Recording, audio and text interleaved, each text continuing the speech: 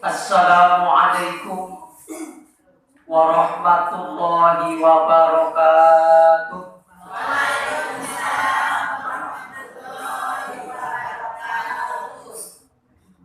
Bismillahirrahmanirrahim.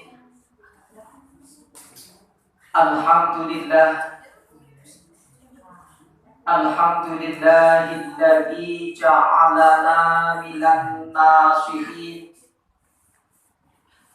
wa afhamana min ulumil ulama'ir rasikhin. Ashhadu an la ilaha illallahul malikul haqqul mubin wa ashhadu anna Muhammadan abduhu wa rasuluhu shadiqul wa'dil amin.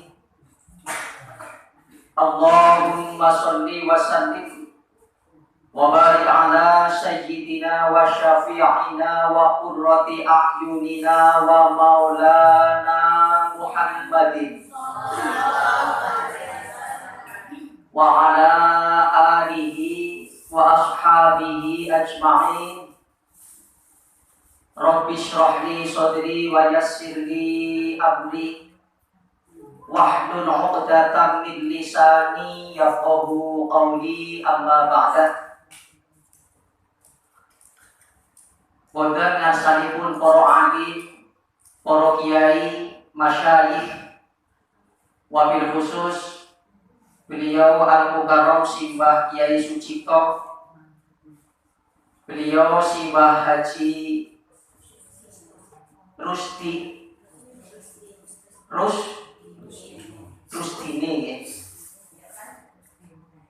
Tidak lupa kepada Akhinal Karim Ustadz Sisyanto, tokoh muda yang luar biasa. Kita doakan semoga beliau panjang umur, Allahumma, murah rizki, Allahumma. Sebab dawuhipun Kanjeng Nabi ku, al ulama usurujud dunya wa masabihul akhirah. Ulama niku adalah lampu-lampunya dunia, penerang-penerang kelak di hari kiamat. Berarti sepanjang ulama-ulama kita diberikan kesehatan panjang umur, insya Allah kehidupan kita akan terang benderang. Allahumma. Makanya kita doakan semoga kiai-kiai kita, ustadz-ustadz kita senantiasa diberikan keberkahan umurnya, keberkahan rizkinya. Amin Allahumma.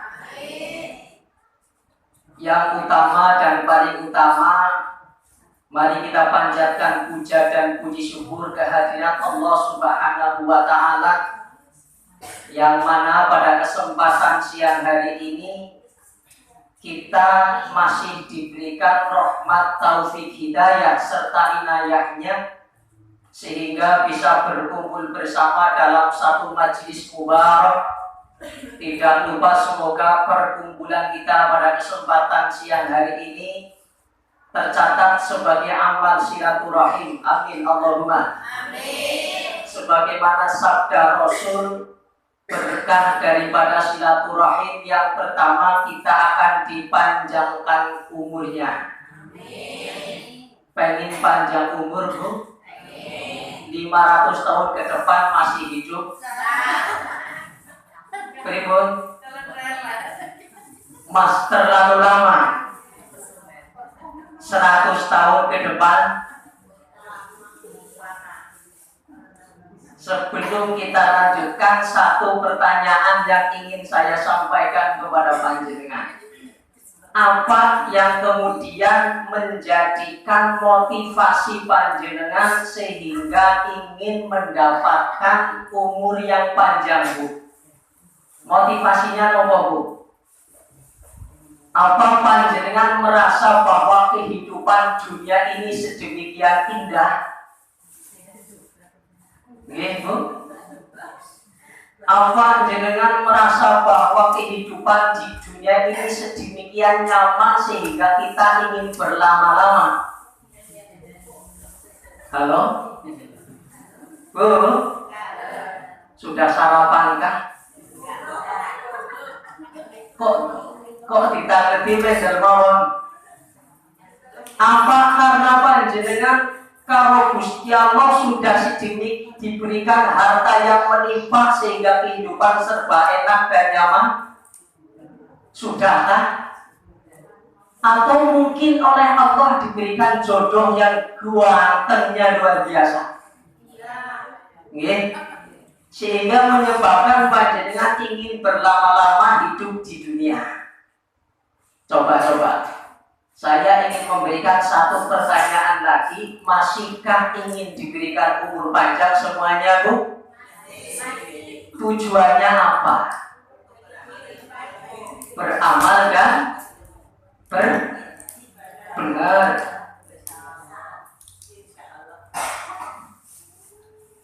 Yang pertama, semoga umur panjang kita ini betul-betul umur yang barokah, sehingga bisa hidup dengan istiqomah.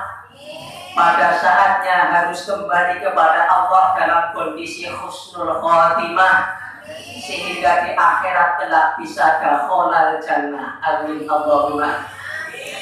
Berkah silaturahim yang kedua, sebagaimana yang disampaikan oleh panutan kita Nabi Abu Muhammad SAW,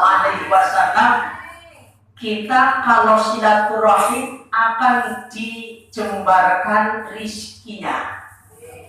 Makanya kita berdoa, Bu, yang hari ini berkumpul di musola ini, semoga senantiasa diberikan rizki yang jembar. Yang punya hutang moga-moga cepet-cepet bisa nyarutang. Seandainya pun belum bisa nyarutang, moga-moga yang ngutangi ikhlas.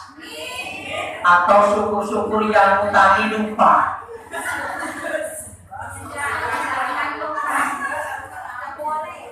Amin.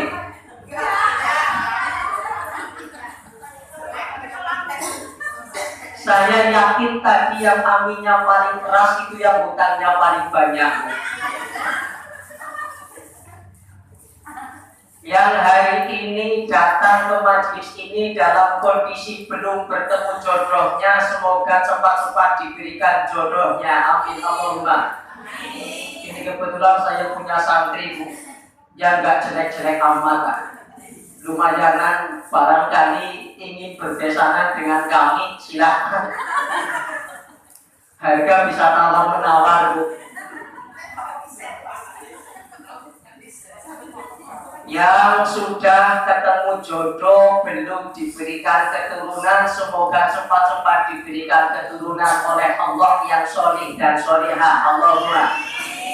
Yang sudah punya jodoh, punya keturunan, kita doakan semoga cepat-cepat bertemu dengan jodohnya yang lain. Allahumma.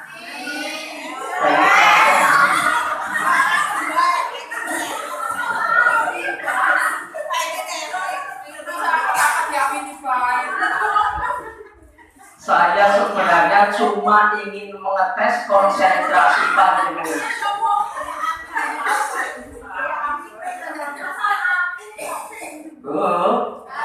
Apa ketika ada seseorang mengucapkan Allahumma, kita jawabnya mesti amin?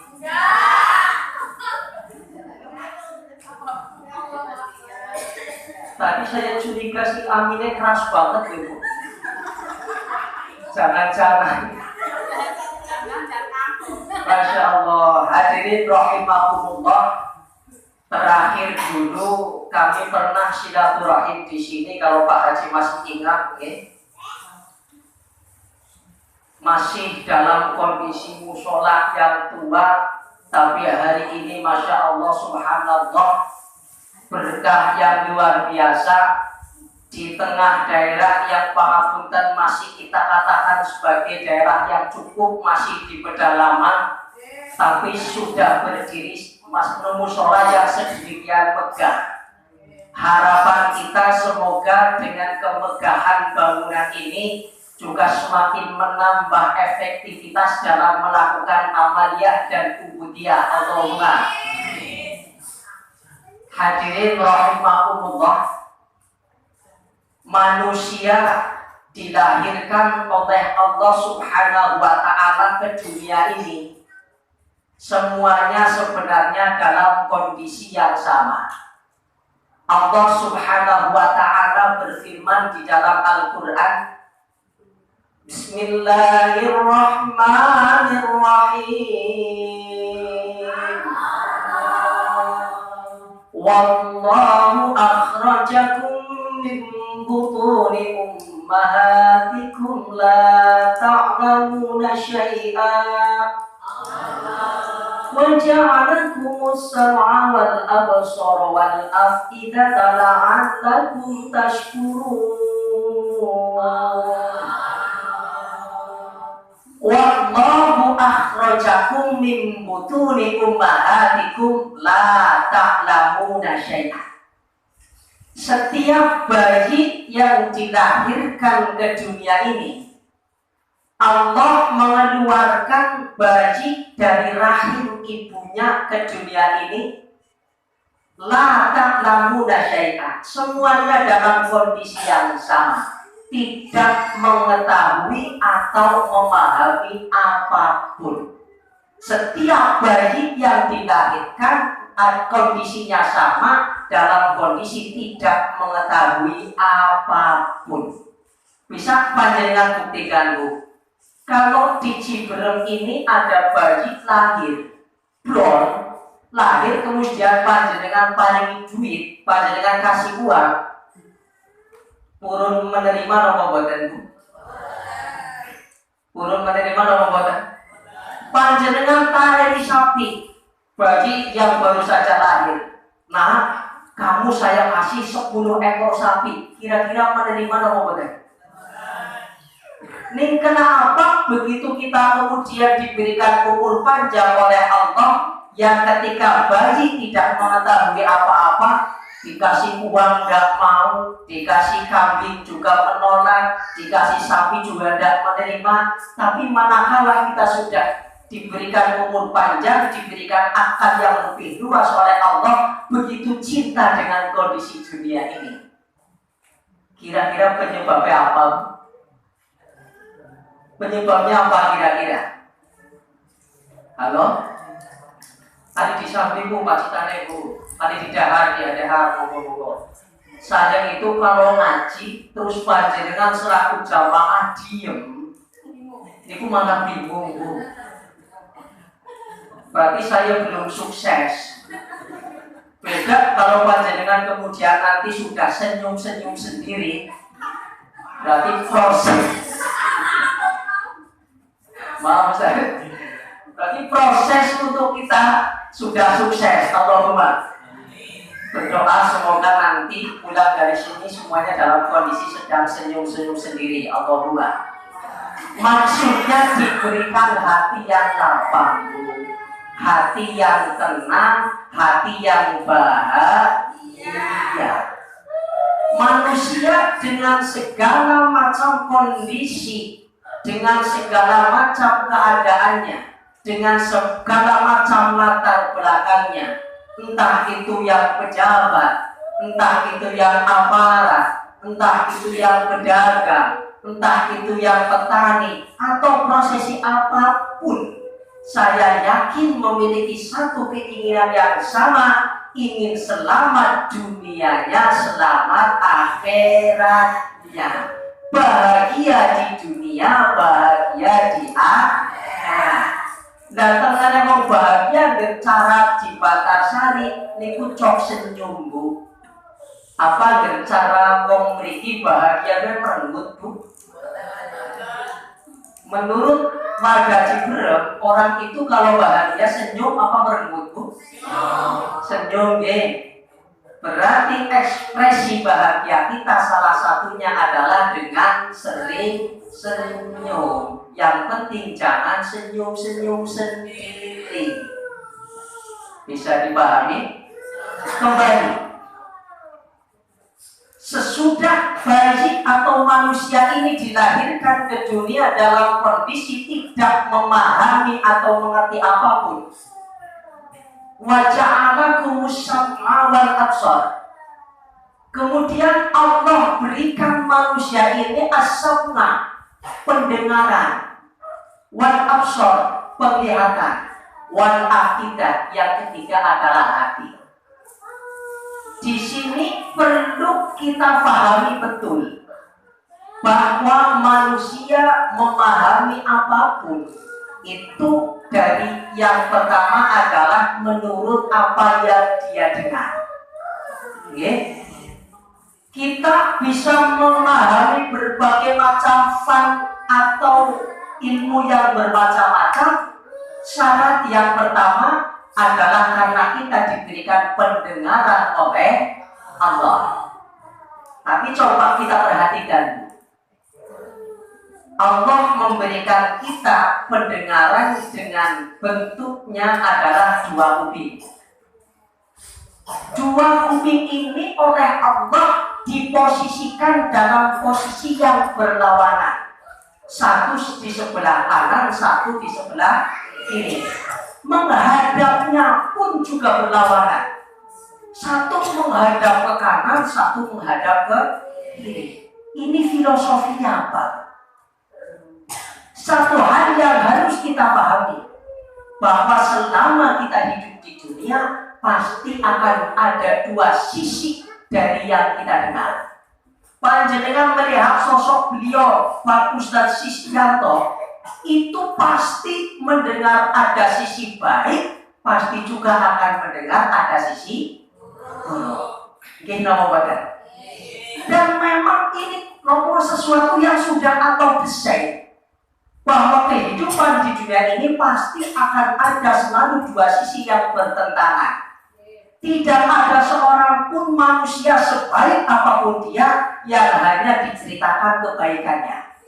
Sosok manusia terbaik saja Rasulullah Muhammad SAW kita lihat di berbagai macam kisah berdakwah. Dari kecil Rasulullah tidak pernah dikenal kecuali sebagai orang yang jujur dan tidak pernah berbohong. Sampai beliau dijuluki Al-Amin, manusia yang dapat dipercaya. Semua orang Mekah waktu itu mengakui kejujuran dari Rasulullah Muhammad SAW. Diakui oleh seluruh penduduk Makkah. Tapi kenapa manakala Rasulullah menyampaikan risalah agama Islam justru dianggap sebagai sebuah kebohongan? Hampir tidak ada penduduk Mekah yang percaya bahwa beliau adalah Rasul utusan Allah Subhanahu wa Ta'ala. Ini sebabnya apa? Sebabnya memang demikian Allah mendesain manusia. Walau sya'allahu laja'alakum ummatan wahidah walakin yudillu man yasha'u wa yahdi man yasha'u wa la tus'alunna amma kuntum ta'malun. Ini memang sesuatu yang sudah dikehendaki oleh Allah. Walau sya'allahu la ja'alakum ummatan wahidah. Seandainya Allah ini berkehendak, bisa saja Allah menjadikan seluruh manusia ini menjadi satu umat. Pada semua manusia oleh Allah dijadikan beriman kabeh. Cara jadikan ada wong sing alam dunia iman kabeh. Niku baik nopo boten Bu? Saya nopo boten? Dari mana panjenengan tahu nek niku saya? Manusia mengatakan ada sesuatu yang baik itu karena ada perbandingan sesuatu yang buruk. Gitu nopo boten? Kita bisa mengatakan Ustadz Sisyanto orang alim karena ada sosok Muhammad Habib Syaifullah yang bodoh. Sebagai pertimbangan, panjenengan bisa mengatakan Mbah Cipto niki ahli ibadah karena ada orang lain yang tidak suka beribadah. Jadi sekali lagi, kalau Allah ciptakan seluruh manusia ini dalam kondisi yang sama, kekayaan semuanya sama, ilmu semuanya sama, kecantikan semuanya sama, ketampanan semuanya sama. Ini kira-kira coro panjenengan baik nopo boten Bu? Saya nopo boten? Mulai bingung.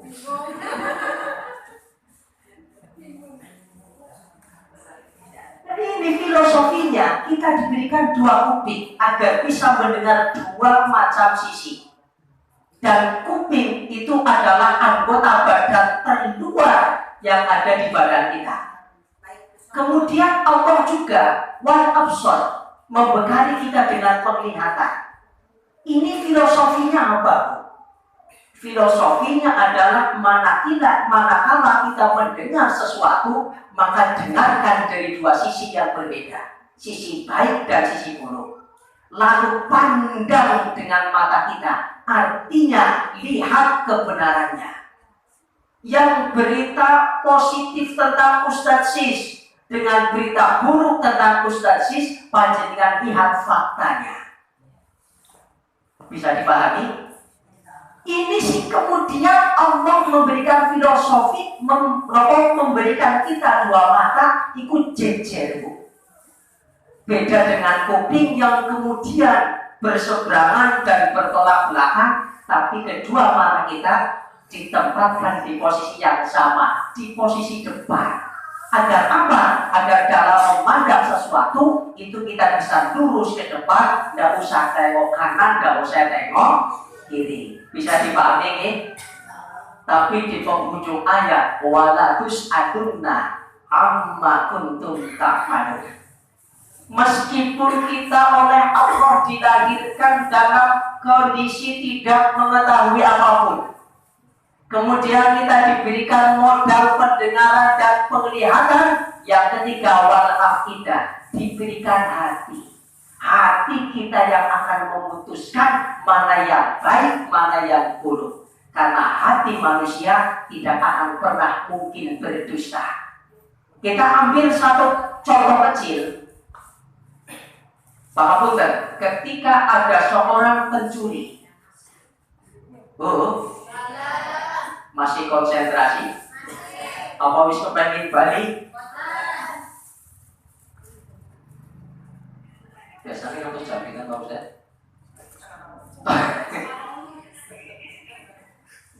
Masih betah tuh? Niki rembukan sih bener nggih. Nek pun boten betah kalau tak wasul boten napa-napa. Seorang pencuri, ketika dia mencuri, kemudian tertangkap oleh polisi atau tertangkap oleh warga, kemudian ditanya, kenapa kamu mencuri?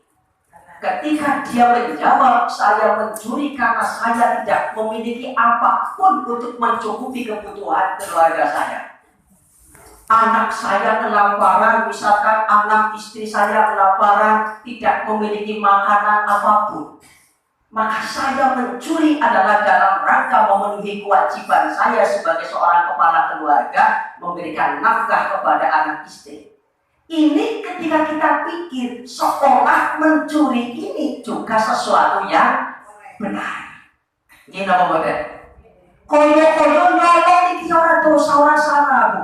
Kenapa? Kalau dia tidak mencuri, maka anak istrinya kelaparan. Maka dia mencuri adalah dalam rangka melaksanakan kewajiban memberikan nafkah kepada anak istri. Ini seolah juga kebenaran. Tapi tetap ada kebenaran yang absolut, kebenaran yang hakiki, dan itu dimiliki oleh hati. Saya yakin si pencuri di dalam hatinya juga akan mengatakan kalau perbuatan mencurinya adalah satu perbuatan yang salah, satu perbuatan yang tidak benar, satu pelajaran yang melanggar aturan sosial, aturan hukum negara maupun agama. Ini artinya apa, Bu? Artinya kita oleh Allah dalam memutuskan sesuatu ini diberikan akal. Akal ini fungsinya adalah memfilter, menyaring. Saya sering memberikan contoh kecil begini, Bu. Saumpama suatu hari panjenengan tindak ke pasar Penikan, terus di tengah jalan panjenengan menemukan sebuah tas atau dompet. Apa kira-kira yang hati panjenengan katakan ketika melihat dompet tergeletak di jalan, Bu? Duwe siapa? Apa alhamdulillah nemu dompet? Apa kemudian ambil apa tidak? Enggak kata hati dulu. Pasti pertama anak dompet jiwa orang ya. Sesudah panjenengan ambil, dibuka, di situ ada uang 1 juta rupiah, tapi juga ada KTP dengan nama Ustadz Sisyanto misalkan. Alamatnya jelas, atau mungkin yang agak jauh, KTP saya misalkan alamat Bantarsari. Kira-kira perkataan hati panjenengan yang kedua ini apa, Bu? Kembalikan apa tidak. Gitu betul.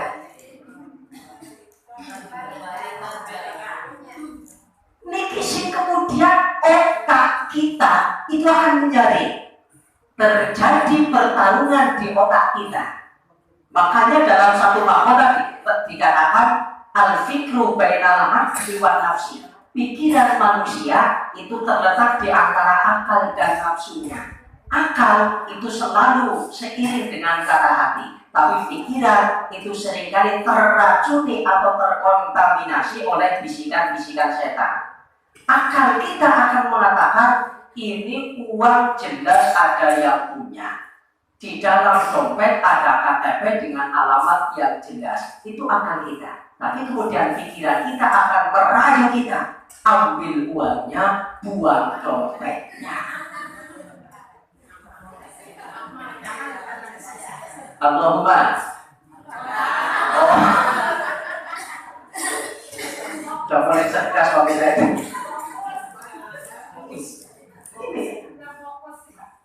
Disinilah kemudian hati akan memberikan keputusan.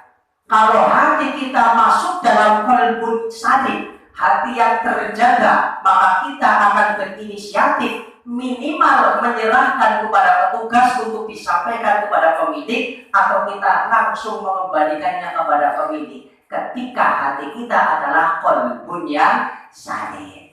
Tapi ketika hati kita ini dikuasai oleh pikiran dengan bisikan-bisikan syaitannya, maka yang akan kita lakukan itu ambil dompetnya, atau ambil uangnya, buang dompetnya. Lumayan 1 juta. Wal afidah ini penentu. Tapi jangan pernah kita lupa walatus aduna amma kuntum ta'malun. Karena di akhirat apapun yang kita lakukan di dunia ini, baik dan buruk, itu akan dipertanyakan oleh Allah Subhanahu wa Ta'ala. Segala perilaku hidup kita sejak kita dilahirkan ke dunia sampai kena kita dipanggil menghadap Allah, semuanya akan ditanyakan dan dimintai tanggung jawabnya oleh Allah Subhanahu wa Ta'ala. Ini. Makanya kembali ke ayat yang pertama tadi, yang kedua. Seandainya Allah ini berkehendak, bisa saja manusia ini oleh Allah diciptakan dalam kondisi yang sama. Semuanya beriman, tidak ada yang kafir, tidak ada yang ingkar. Semuanya bersyukur, tidak ada yang kufur. Semuanya beriman, tidak ada yang ingkar. Semuanya kaya, tidak ada yang miskin. Semuanya dari pejabat, tidak ada rakyat. Semuanya kaya, tidak ada miskin. Tapi kira-kira ketika kehidupan di dunia seperti itu indah kalau buatan nih, jadi presiden kabeh si keprimen. Gede, masya Allah. Walakin yahdi mayyasha, walidillu mayyasha. Tetapi memang sebagian manusia ini oleh Allah diberikan hidayah, diberikan petunjuk kebenaran, sehingga hatinya menerima kebenaran, memilih jalan al-haq daripada jalan yang batil. Tapi walidillu mayyasha. Sebagian orang dikehendaki disesatkan oleh Allah sehingga hatinya tidak bisa menerima petunjuk kebenaran. Ketika panjenengan mendapat panggilan dari kepala desa dalam rangka penerimaan BLT, dengan kita dipanggil oleh Allah dalam rangka melaksanakan sholat secara berjamaah, semangat yang mana?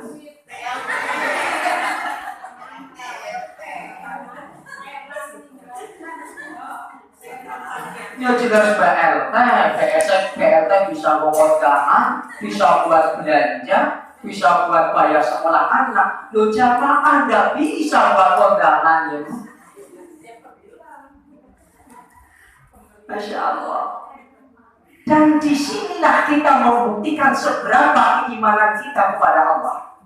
Panjenengan lagi enak-enaknya di pasar umpamanya, kemudian ada panggilan dari Allah, ya dari manusia, cuma yang dikumandangkan adalah panggilan Allah.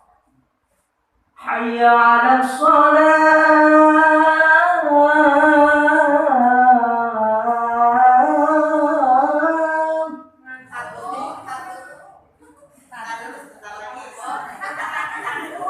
Kira-kira apa yang panjenengan pikirkan?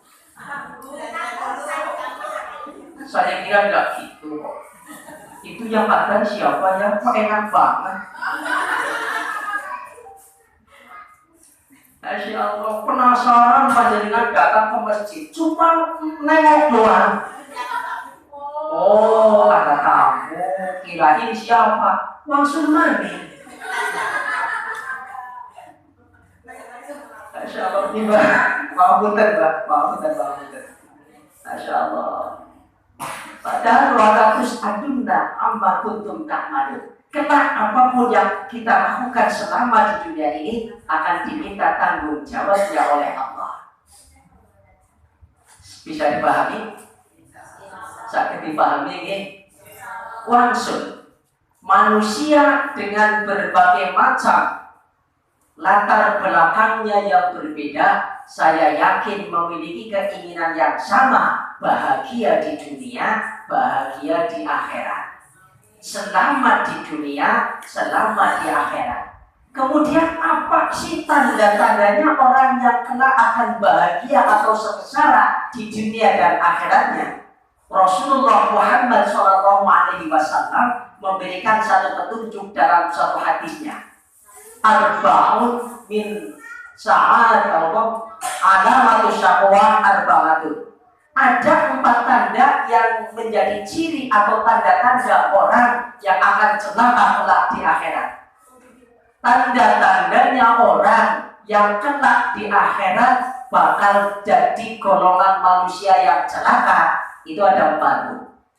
Yang pertama, zikrul hasanatil madiyah walam yadri aku binat amrudan. Tanda orang yang akan celaka yang pertama adalah orang ini suka mengungkit-ungkit kebaikan yang telah dilakukan, padahal dia tidak tahu apakah amal baiknya tersebut diterima atau ditolak oleh Allah. Oh, itu dulu waktu pembangunan musola itu saya yang infaknya paling banyak. Memang berapa? 25.000.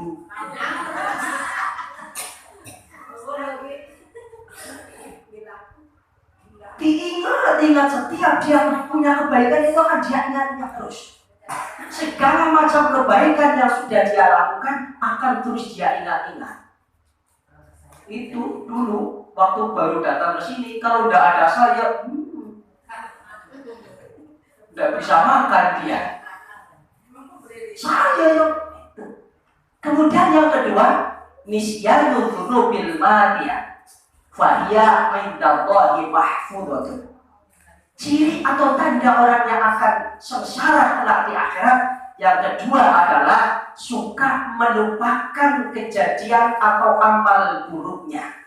Ketika melakukan kemaksiatan dia lupakan, berbuat dosa tidak pernah dia ingat-ingat. Fahiya indallahi mahfudhatun. Padahal amal buruk kita dicatat oleh Allah Subhanahu wa ta'ala. Dan ini biasanya pakai manusia secara umum. Saya tidak mengatakan warga Ciberem. Secara umum, kecuali warga Ciberem, itu kalau melakukan kebaikan itu akan senantiasa diingat-ingat terus.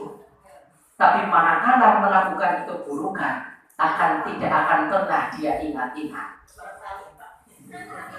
Pura-pura lupa. Terus kemudian yang ketiga, wa tadru ila man fawqahu fid dunya. Ketika urusan dunia, dia akan selalu melihat orang yang di atasnya. Bidek manakala tetangga beli motor baru, sakit hati manakala lihat tetangganya bangun rumah, masuk rumah sakit manakala tetangganya beli mobil baru, sekarat manakala tetangganya kawin lagi. Na'udzubillah min. Untuk urusan dunia dia akan melihat selalu dalam posisi seseorang yang secara keduniaan berada di atasnya. Tapi wan nadru ila man dunahu fiddin. Kalau sudah urusan agama, dia akan selalu melihat orang yang berada di bawahnya. Lah saya sih alhamdulillah sholat udah bisa rutin, daripada tetangga sebelah tuh sholat Jumatan. Yang cuma Jumatan, ya alhamdulillah saya masih Jumatan. Itu tetangga malah setahun cuma 2 kali, Idul Fitri, Idul Adha. Jadi motivasi urusan agama yang dia lihat adalah orang yang selalu posisinya berada di bawahnya. Tapi kalau untuk urusan dunia, dia akan selalu melihat orang yang posisinya berada di atasnya. Kalau di antara kita, mohon maaf, ada keempat tanda-tanda ini, ayo Bu, cepat-cepat kita bertaubat. Cepat-cepat apa? Taubat sebelum mati. Taubat sebelum mati. Terusnya apa Bu? Masya Allah. Allah Subhanahu wa ta'ala dalam rangka mengatur pola hidup manusia agar bisa selamat dunia dan akhirat dengan cara mengutus Rasul dan Nabinya, itu dibekali dengan 3 macam ilmu. Jadi agama yang berfungsi mengatur pola hidup manusia ini berisi 3 komponen utama. Yang pertama, agama Islam ini berisi syariat. Nomor. Yang kedua, Islam ini berisi thariqah. Nomor. Yang ketiga, berisi haqiqah. Jadi ini paket. Agama Islam ini adalah paket daripada syariat, thariqah, dan hakikat. Secara pemahaman umum, syariat itu kita gambarkan sebagai sebuah jalan raya. Jalan raya yang mana siapapun bisa lewat. Tergandeng bisa lewat. Angkutan kota bisa lewat. Sepeda motor boleh lewat, pejalan kaki juga bisa lewat. Ini syariat. Oh, kereta api jalan khusus Bu, itu bukan syariat. Menurut panjenengan jalur kereta itu jalan raya kok bukan Bu? Bukan nih, itu maksudnya nanti thariqah Bu. Nah kemudian yang kedua ada thariqah. Thariqah ini jalan-jalan khusus. Jalur kereta api. Ini jalan khusus yang boleh dilewati hanya oleh kereta api. Kemudian ada jalur busway, hanya khusus untuk mobil busway misalkan dan lain sebagainya. Sementara hakikat adalah tujuan dari sebuah perjalanan. Artinya apa? Dalam rangka kita menggapai ridho Allah sebagai tujuan hidup, itu manusia biasanya mengambil jalan yang berbeda. Ada yang pakai jalan umum, ada yang menempuh jalan khusus, tapi memiliki tujuan yang sama sampai kepada Allah Subhanahu wa ta'ala. Ini pemahaman umum. Kemudian pemahaman khusus, syariat itu apa? Syariat itu adalah pola aturan-aturan yang mengatur tata zahir manusia. Sholat 5 waktu, puasa, zakat, infak, sedekah, thaharah, dan lain sebagainya. Ini adalah rangkaian daripada syariat. Thariqah adalah pengamalan daripada syariat. Kita diwajibkan untuk sholat 5 waktu, misalkan. Ini namanya syariat. Manakala kita menjalankan sholat 5 waktu, ini namanya thariqah. Jadi thariqah itu adalah pengamalan daripada syariat. Tujuannya apa? Sampai kepada hakikat, yaitu kita bisa meraih dan menggapai ridho Allah Subhanahu wa ta'ala. Dan Islam ini diturunkan oleh Allah adalah sebagai satu agama yang sangat mengerti dengan kondisi manusia di seluruh dunia. Karena sifatnya adalah am atau umum, alamin, untuk manusia semesta alam. Oh, bukan.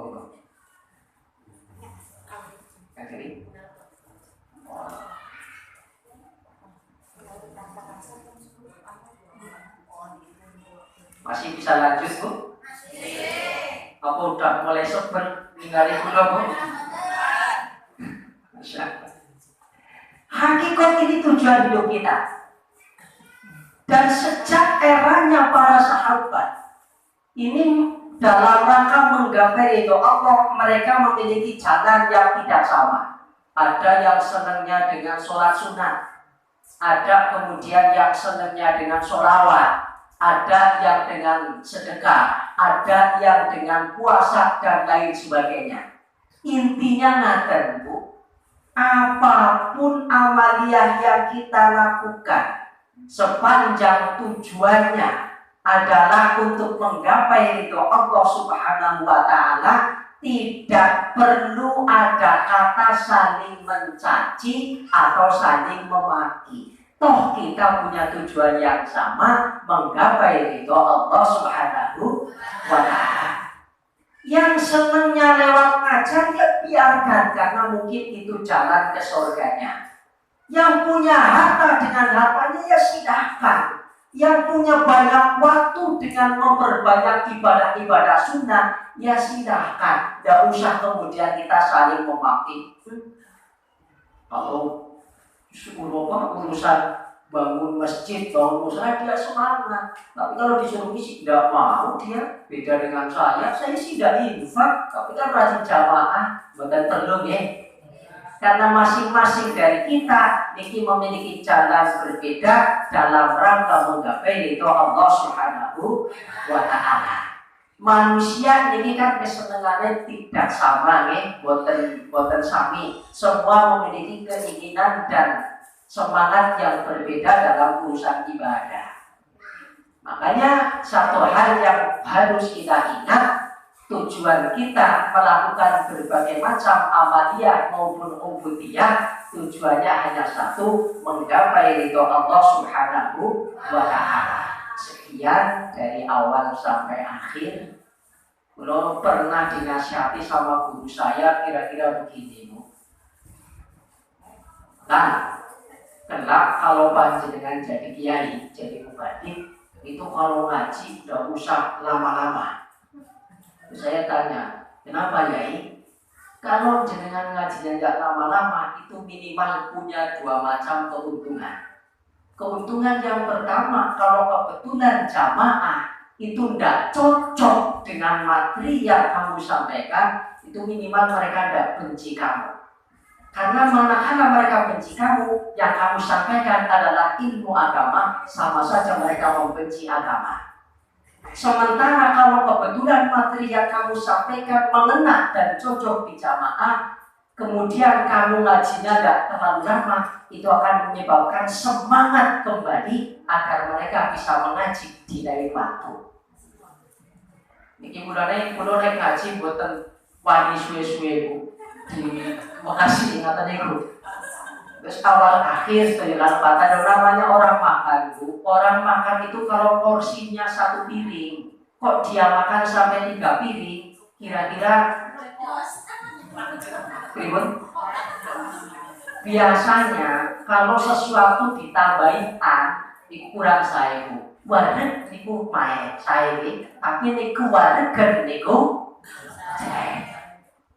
suki niku mae. Tapi nek kesugihan niku pinter niku saya. Tapi nek kepinteran bukan saya nih. Apa mana nek kepinter? Kepinteran kok wis ora main. Apa mana yang kaki kepinteran?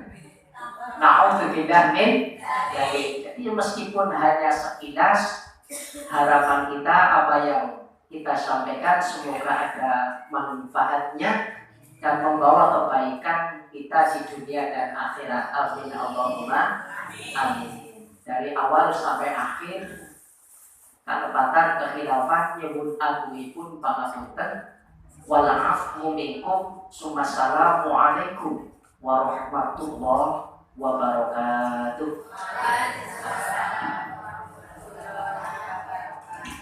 Saya kasih waktu 5 menitan, barangkali mungkin ada yang ingin bertanya tentang apapun, kita berikan materi bebas 5 sampai 10 menit. Naik motor nanti kita tutup.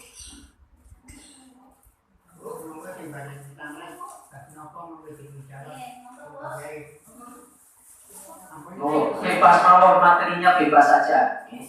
Terus menambah pengalaman, pengetahuan. Monggo. Assalamualaikum warahmatullahi wabarakatuh. Waalaikumsalam warahmatullahi wabarakatuh.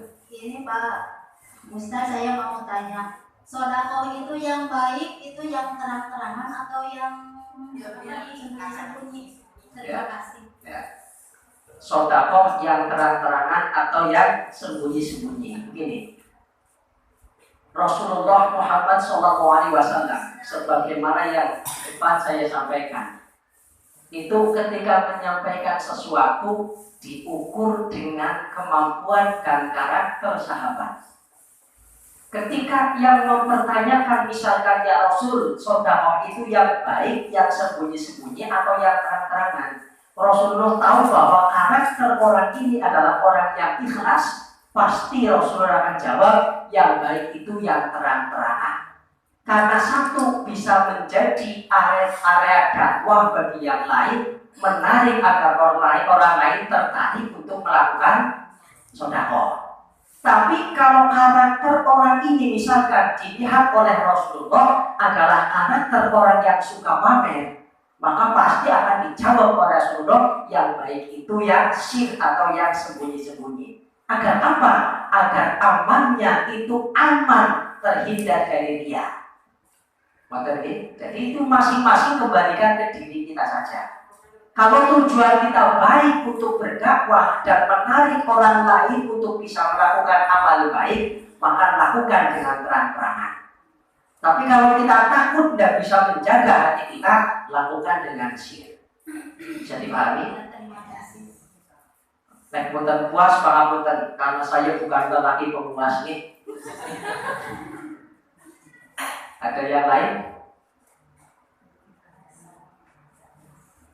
Assalamualaikum warahmatullahi wabarakatuh. Waalaikumsalam warahmatullahi wabarakatuh. Bapak Kiai, saya mau tanya, apa bedanya Muhammadiyah sama apa itu Salafi? Sudah? Sudah, terima kasih. Ini sebenarnya sesuatu yang sangat sensitif nih Pak Ustaz. Dijawab belum betul? Di depan sudah pernah saya sampaikan bahwa Islam itu diturunkan oleh Rasulullah pada era awal itu adalah umatan wahidatan, satu umat yang sama. Tidak ada perbedaan apapun di kalangan para sahabat. Ini berlaku sampai kemudian Rasulullah wafat, diteruskan oleh Sayyidina Abu Bakar, ini juga masih sama, umatan wahidatan. Kemudian pada eranya sahabat Umar, ini juga sama, masih umatan wahidatan. Nah, pada eranya sahabat Utsman, ini terjadi polemik di kalangan umat Islam itu sendiri. Setelah era wafatnya Sayyidina Umar, kemudian yang masuk menjadi khalifah adalah Sayyidina Utsman. Ini mulai terjadi perpecahan di antara kalangan umat Islam. Mereka menuduh Utsman ini tidak adil dalam memimpin pemerintahan. Karena kebetulan pada eranya Sayyidina Utsman itu banyak merekrut dari keluarga maupun dari orang-orang terdekat. Sehingga banyak kalangan sahabat yang tidak puas dengan kepemimpinan Utsman. Sampai kemudian bahasanya Utsman itu dikudeta. Utsman turun dari khalifah, sahabat Utsman itu dengan cara dikudeta, pemberontakan bahasanya. Diteruskan oleh Sayyidina Ali. Dan di eranya Sayyidina Ali ini justru perpecahan di kalangan umat Islam semakin meruncing, semakin jelas, semakin nyata. Nah, kemudian banyak sekali tuntutan, di antaranya Ali ini tidak bisa melakukan keadilan atau qisas terhadap pembunuh Sayyidina Utsman. Apalagi sejak eranya Sayyidina Ali kemudian berbeda paham dengan Muawiyah bin Abu Sufyan. Ini perbedaan di kalangan umat Islam semakin meruncing. Masing-masing pihak itu merasa benar, masing-masing merasa di jalan Allah Subhanahu wa Ta'ala. Sehingga kemudian kalangan sahabat yang tidak mau berpihak kepada Ali, tidak mau berpihak kepada Muawiyah, membentuk satu kelompok sendiri yang namanya Khawarij. Apa itu Khawarij? Khawarij adalah orang yang keluar dari kelompok Ali, orang yang keluar dari kelompok Muawiyah. Kemudian berkembang lagi pada Mu'tazilah, Jabariyah dan lain sebagainya yang pada akhirnya menjadi sempalan-sempalan kecil daripada umat Islam. Tapi secara garis besar begini, Muhammadiyah ini sebenarnya adalah satu gerakan yang dimotori oleh beliau Simbah Kiai Haji Ahmad Dahlan. Ini sebenarnya satu pesantren dengan Hadratus Syekh Kiai Haji Hasyim Asy'ari. Kiai Haji Ahmad Dahlan sewaktu nyantri di Semarang di pesantrennya Kiai Soleh Darat, ini satu pesantren dengan pendiri NU Kiai Haji Hasyim Asy'ari. Termasuk sewaktu ngangsu kawruh di Madinah, di Makkah, itu juga di sana bersama. Sampai Kiai Hasyim ini menyebut Kiai Ahmad Dahlan dengan sebutan Mas Dahlan, dan Kiai Haji Ahmad Dahlan menyebut Mbah Hasyim Asy'ari ini dengan sebutan Dek Hasyim. Saking akrabnya di antara keduanya. Kemudian setelah era kesini, itu di Saudi terjadi gejolak yang luar biasa terkait dengan perebutan kekuasaan dan dimenangkan oleh Muhammad bin Saud dengan dukungan Muhammad bin Abdul Wahab. Yang kemudian sampai hari ini gerakan mereka dinamakan dengan sebutan gerakan Wahabi atau pengikut Imam Muhammad bin Abdul Wahab. Kemudian setelah kesini kembali ada satu gerakan yang disebut dengan gerakan Salafi. Salafi ini sendiri juga ada beberapa, Bu. Saya itu termasuk seseorang yang banyak belajar tentang berbagai macam aliran di Indonesia. Kita menelusuri sejarah pergerakan daripada jamaah tabligh. Kita juga menelusuri sejarah kaum salafi dan lain sebagainya. Jadi pada intinya secara akidah kita itu sama-sama bertuhankan Allah, sama-sama bernabikan Muhammad SAW, berkitab suci Al-Quran. Adapun terjadi banyak perbedaan atau khilafiyah di sepanjang itu bukannya usul, artinya yang apa? Yang pokok tentang ketuhanan dan kerasulan, ini kita kembalikan kepada Allah Subhanahu wa Ta'ala. Tapi pada intinya kita yang sudah yakin dengan apa yang menjadi amaliyah kita, silakan kita pegang erat-erat. Karena memang sabda Rasul bahwa umat Yahudi ini akan terpecah menjadi 71 macam kelompok golongan. Umat Nasrani akan terpecah menjadi 72 kelompok atau golongan. Dan umat Islam akan terpecah menjadi 73 kelompok atau golongan. Ketika kita mengatakan kelompok, itu jangan berpikir NU, Muhammadiyah, Salafi, MTA, Wahabi, itu bukan.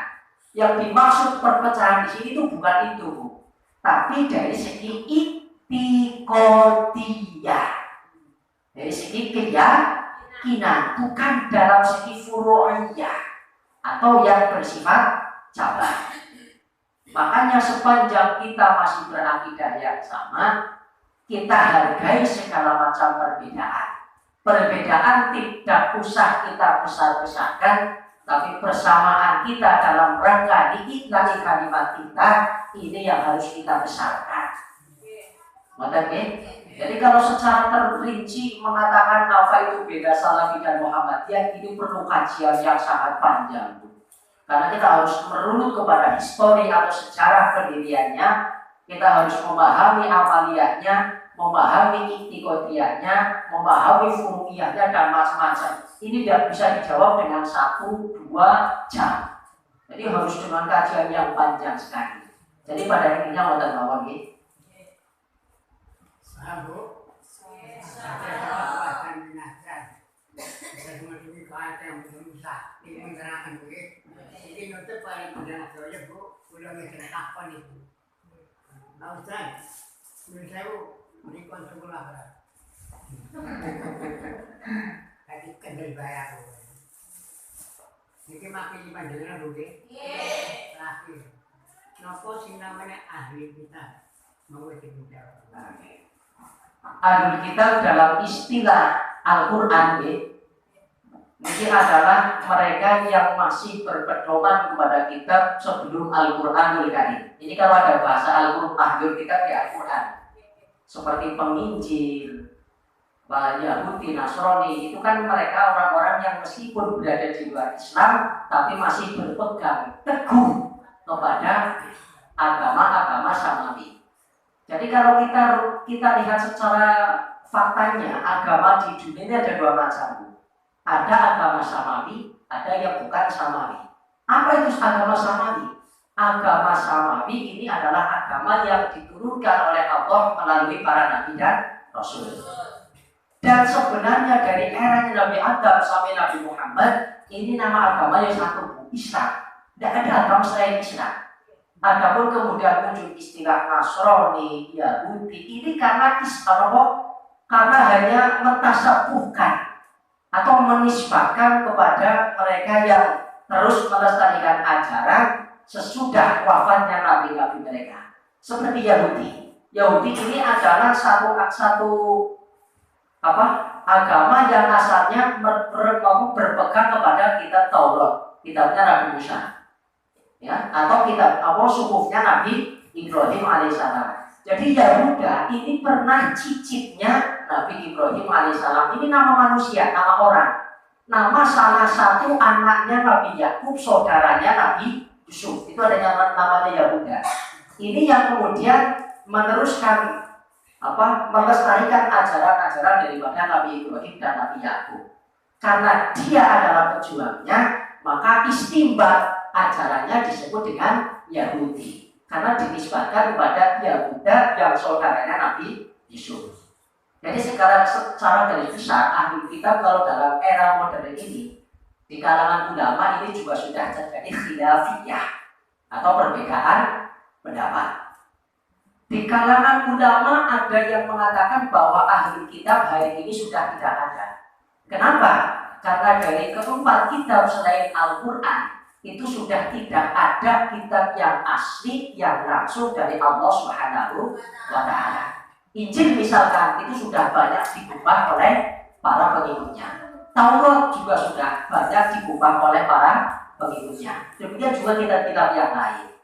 Jadi kalau ahli kitab di eranya Rasulullah itu adalah mereka yang masih berpegang teguh kepada agama-agama Allah sebelum eranya Al-Quran. Makanya sembelihannya pun itu halal. Ngecor fikih. Sembelihan ahli kitab itu halal. Kalau menurut kepada fikih. Wonten nggih. Kalau kita cekap nggih. Kasih mawon. Terus ini Pak Yai, baik atau tidak ketika orang memandang orang lain dianggap berakidah Muhammadiyah, padahal dia aslinya orang NU. Menurut Pak Kiai gimana cara menyikapinya? Gimana? Coba dilihat. Baik atau tidak ketika orang memandang orang lain itu dianggap berakidah Muhammadiyah, padahal dia aslinya orang NU. Cuma dianggap nih. Iya. Kita tengah jam berdura-durakan. Namanya manusia melihat kita itu pasti dari dua sisi yang berbeda. Terkadang manusia itu hanya apa yang dia dengar. Makanya mau tengah jam kulo matur, yang namanya apa yang kita dengar itu pasti dua sisi. Ada sisi baik, ada sisi buruk. Ada sisi negatif, ada sisi positif. Kemudian setelah kita mendengar banyak kan, lihat secara faktanya. Kita contoh, misalkan kita menuduh si A adalah seorang Muhammadiyah, kita mendengar dari orang lain. Tapi lihat faktanya, misalkan dia tahlilan apa tidak, dia berjanjinan apa tidak, dia kunut, subuhnya pakai kunut apa tidak. Nyatanya amaliyahnya sama sekali tidak menunjukkan kemuhammadiyahannya. Dia punya jamaah yasin atau dia ikut jamaah yasin tahlil, dia kunutnya juga subuhnya pakai kunut, misalkan ada sholat qobliyah Jumat dan lain sebagainya.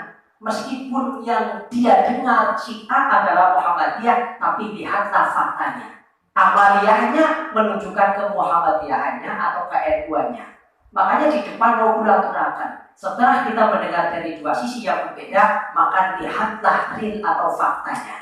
Baru bisa memutuskan dengan hati kita. Orang itu kayak Muhammadiyah, tapi orang mungkin mau berjamaah tadi. Dia rajin ikut tahlilan misalkan. Ketika ada kematian, dia juga mengadakan syukuran atau ngirim apa dan lain sebagainya. Kalau dia bukan itu ya tidak mungkin. Berarti isu yang mengatakan dia Muhammadiyah itu bohong. Kan seperti itu nih. Makanya tengah wong kula matur, apa yang kita dengar dari dua sisi, lihatlah dengan mata kita realnya, baru putuskan dengan hati kita. Bisa dipahami nih? Akan mungkin akan manfaatipun. Kabul akhiri wabillahi taufiq wal hidayah. Assalamualaikum warahmatullahi wabarakatuh. Nek kerso silahkan panjenengan bisa mengunjungi kajian kami, kajian tafsir Jalalain di YouTube channel PPI An-Nurul Nafi. Itu ada kajian tafsir Jalalain kita.